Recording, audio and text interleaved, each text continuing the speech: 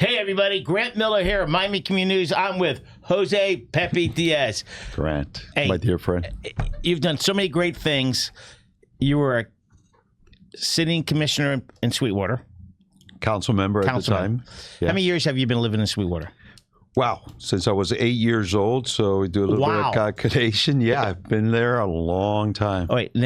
So then you're a councilman? I actually was an auxiliary police officer, then became a council member, and then became the mayor for 3 years. I served my first time around 11 years in the city of Sweetwater. And then you became a county commissioner for how many years? 20 years. 31 years. I've been serving the people. And then I took a little hiatus for 6 months and then became the mayor of the city of Sweetwater again. All right, let's talk about history. Where were you born? Pinar del Rio, Cuba. Okay, you came over at what age? I was drop-kicked here, thank God, when I was 2 years old. And you came with? My father and my mother, and the time she was pregnant with my sister. Wow. All right. Elementary school. Which one did you go to? Seminole Elementary, which is on Flagler and 71st, I believe, around there. Do you have a favorite teacher from there? Do you have anybody that you... I remembered, Grant, believe it or not, your same name. And he was a teacher that dealt with physical fitness, and at the same time, he also had a couple of different classes. Okay, and then you went to what middle school? Oh, back then for us, it's junior high. Yeah. What junior high did you go to? Rockaway Middle. Wow. God, I love the history. Do you have a favorite teacher? I don't remember there. It was 3 years, and you were ready to run. Ready to run. You went to Coral Park. Coral Park, yes. Any favorite teacher or not favorite teacher? We had several. I was actually, my biggest thing, funny, it's I got to go back and be principal for a day. At Coral Park when I was a commissioner in Dade County, and that to me was a big honor. When you went there was a temple in front of Coral Park, which became then a Baptist Baptist church. When I tell people that, they go, "No, there was." I'm telling you, it was a temple. Yeah. All right. So let's talk a little bit about county commission. You were there how many years again? County commissioner, 20 years. That's a long time. And the district has it changed a lot when you took over? Were the boundaries the same as they are? They were a little different. Yeah, because I helped create the city of Doral, which changed the boundaries some more too.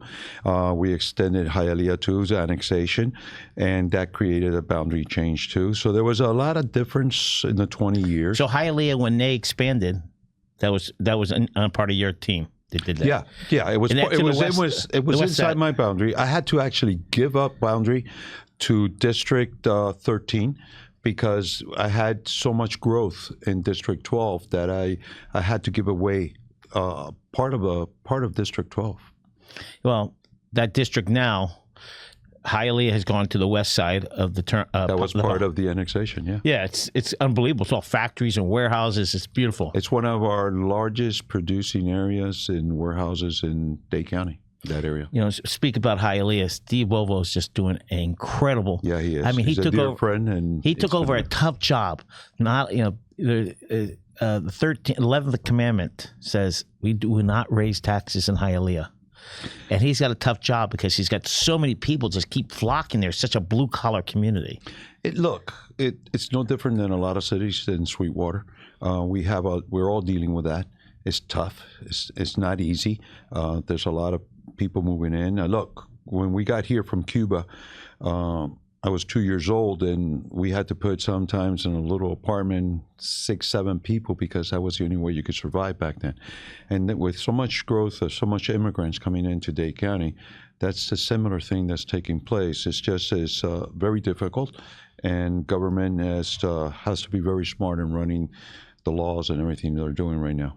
Okay. Steve has a problem. We have the problem. City of Miami has a problem. Absolutely. Everybody's got the problem. Right. All right. So after you retired as county commissioner, because it was term limited, you decided to go back to the homeland, Sweetwater. Yes, back to the future. Is it the fastest city in Dade County, fastest growing city? I believe right now that's the kind of title we have, and it is because we're growing and we have a huge area of commercial. Right now, we're about 88% commercial and 12% residential. And we got about 6, 7 more buildings coming in, which each building, the least one, I think, have 364 units. It's changed so much. I remember in that years ago, Sweetwater was the dumping ground for cops. Not anymore. No. Your police department is just rocking and rolling. That new police chief, it's just incredible. Sergio Diaz, Noel Gill, Frank Fernandez, my 3 chiefs, starting with Sergio, have done an incredible job.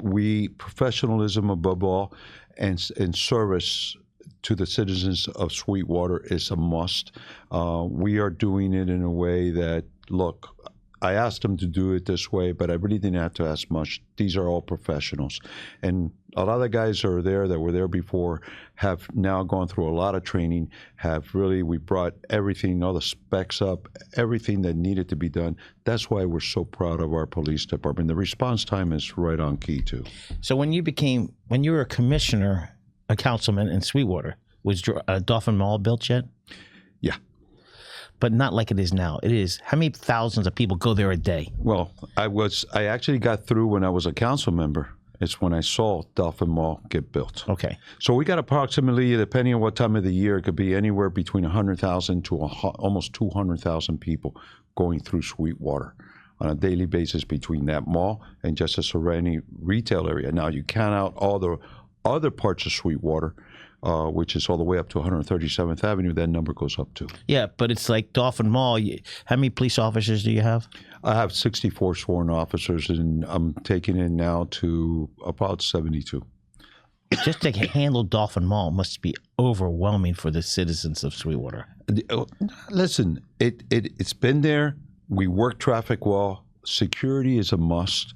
We were very blessed. This is the first time ever, and I don't know how many malls could brag about this, but I don't think there was a window broken anywhere of any cars. Theft was, and every theft that actually did occur, the people that did it were arrested. So we took it to another level, but it involved a lot of man hours. It involved everybody working together, from the stores to the security to the police. Wow. Well, hats off to you and the council and the chief, because it's a new day. Just on the police department, it's you go to Dolphin Mall, you go, wow, there's a great presence there. So congratulations. Thank you, sir.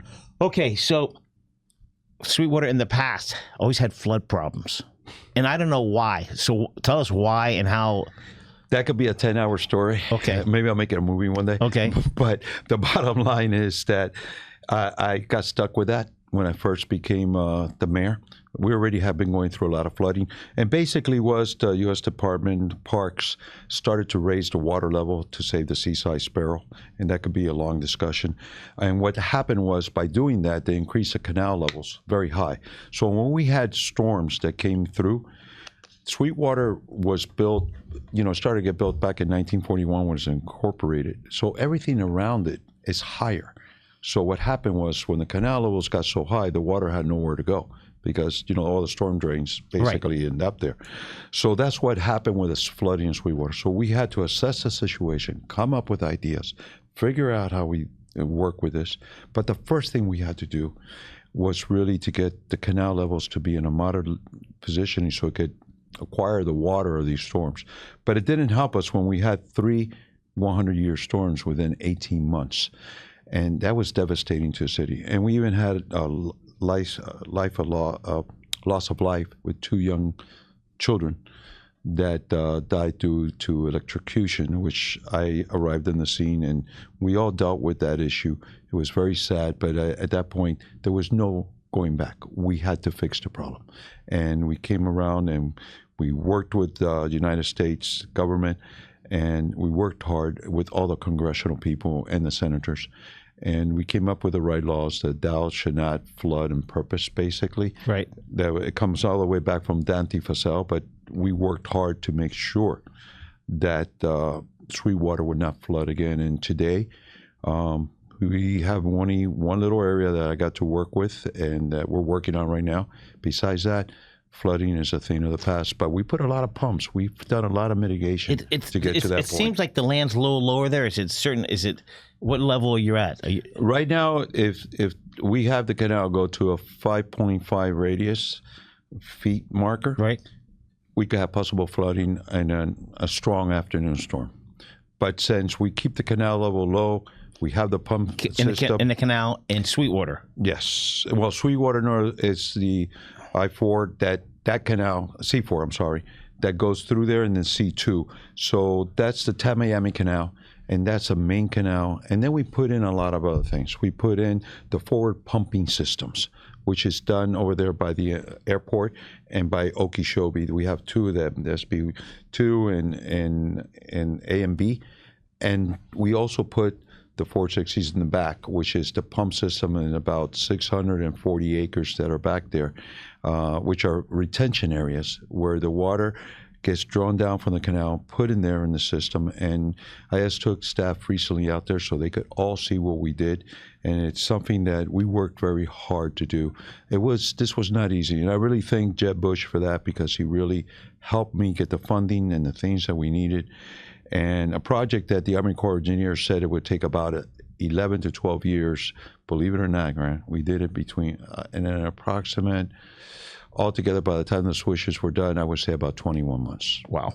Speaking about Jed Bush, that's one great person. Forget politics. Yeah. He's just friendly. If you see him out in the streets, he says hello to you. He remembers everybody. Just totally impressive person. I wish I had his memory, man. Incredible guy. All right. So we were talking about sporting events, things that Sweetwater is going to start doing, but you're considering you're going to be hosting something in November. You're hosting a veterans. Yeah. Tell us about it. You know, as a Marine. How many years did you serve? I served total 6 years. And it's important to me to give back at all times. And while I was in the county, I was a military liaison and also the head of the military board. And I would tell you that having events to make sure our military is always seen in the best of light, it's been something that we've done for a long time. It wasn't always that way. Now the military is in an incredible position.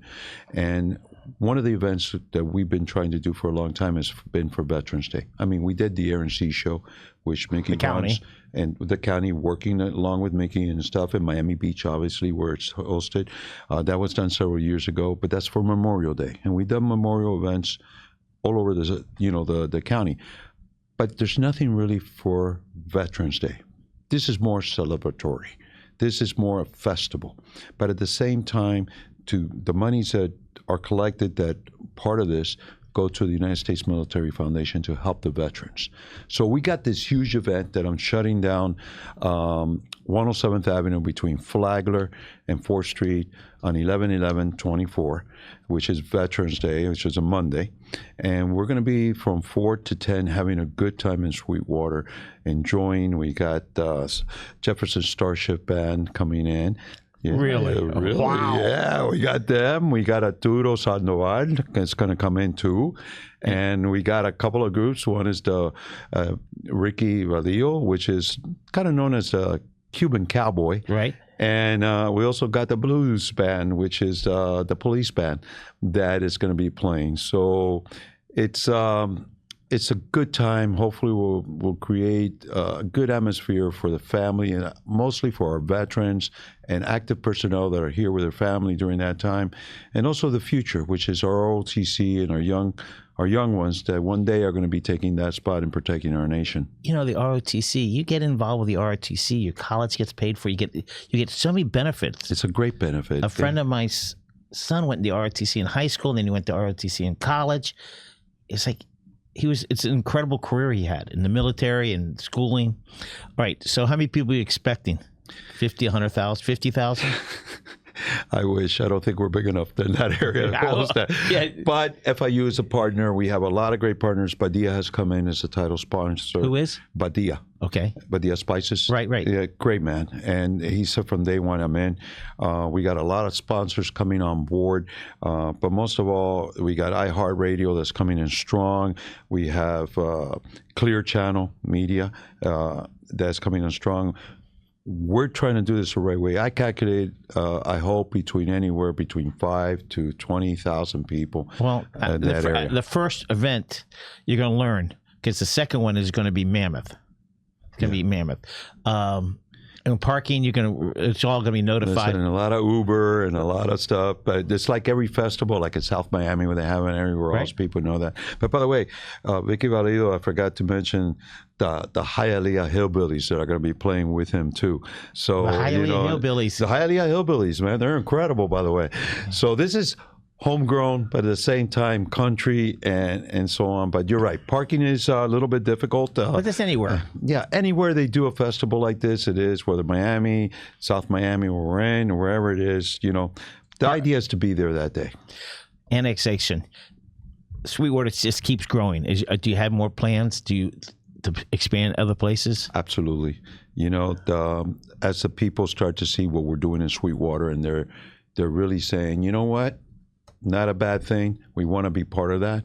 We're going to try to see if we could grow some more. Our commissioner, we're going to be sitting down with J.C. Bermudez, and, we'll have a good talk and see what we could do. Because respectfully, I was in that position, and I spoke to many cities, and we grew, and we created cities. So we're going to sit down and see how we could continue to grow in the area. Are you doing any infrastructure on sports facilities there, parks, or doing anything different? Yeah, well, wow.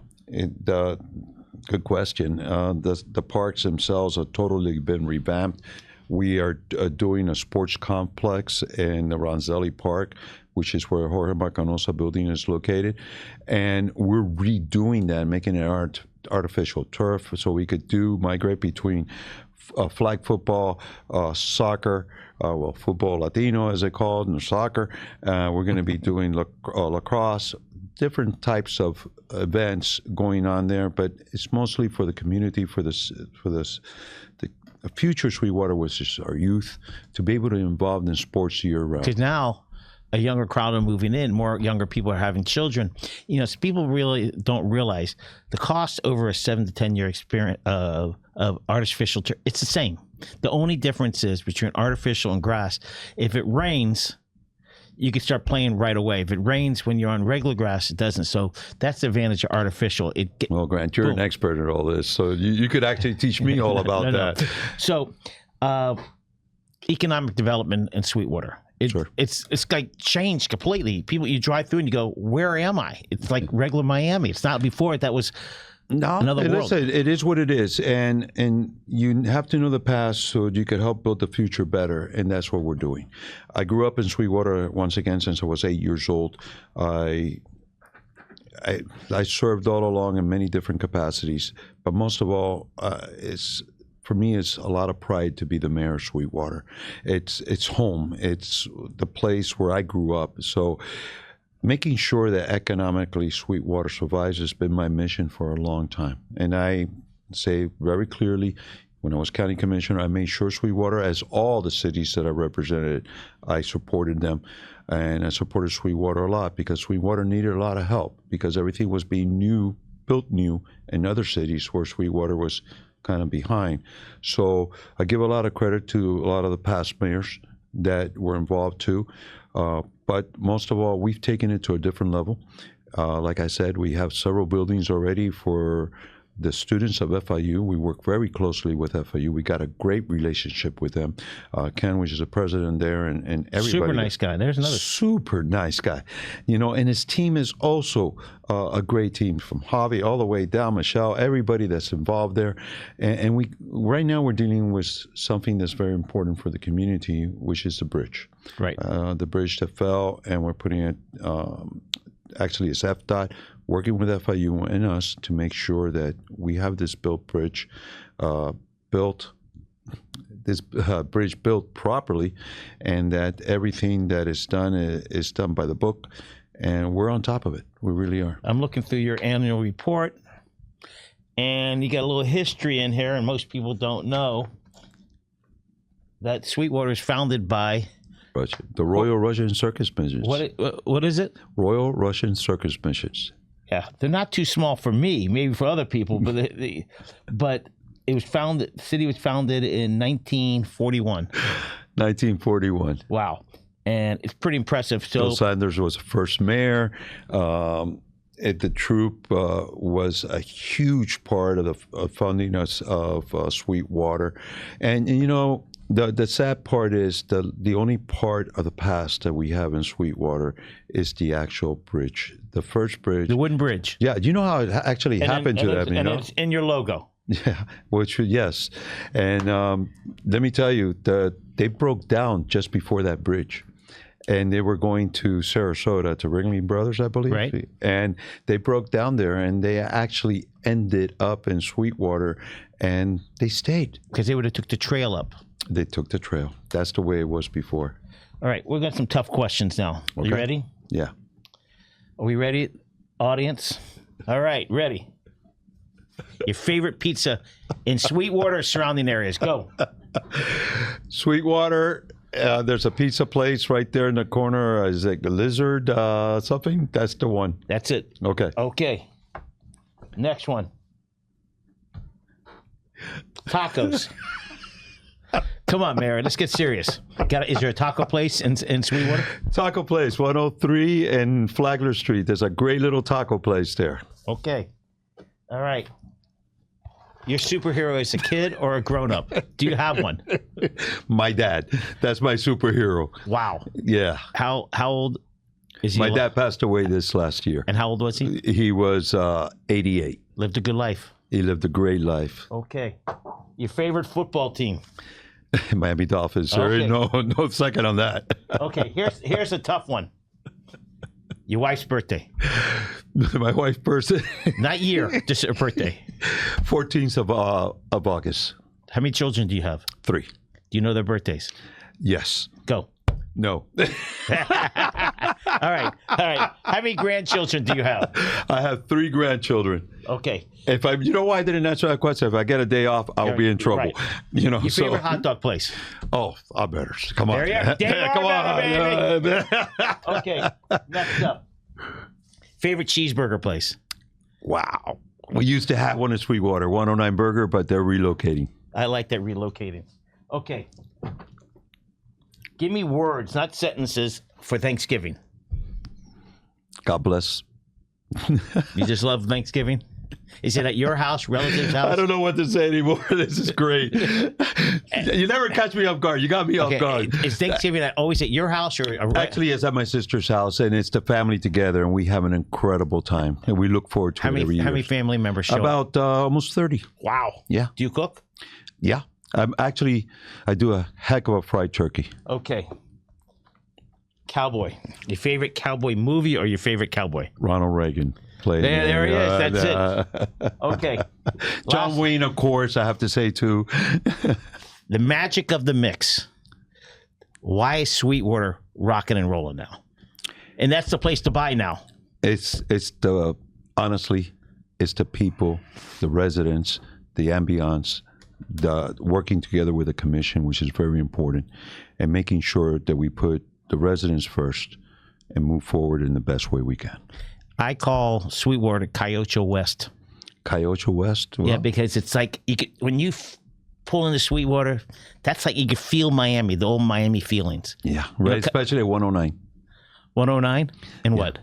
And right there in front of City Hall, that area right in there. So, and you got the big buildings, and then you got some olders, so it's a good mix. But what you see today will be very different within 5 years. Very different. Time to wrap up. What's the average home in Sweetwater going for now? Over 600,000. Wow. Yeah. Never imagined that, huh? No. And it's pretty strong. We were doing some numbers, and we just like, wow. And, it's anywhere between 500 to 600 and something. Impressive. Well, it's my honor to have the mayor of Sweetwater, former county commissioner, who's done great things for our community. Thank you. Great. Everybody. Thank you, my dear friend. Have a great day.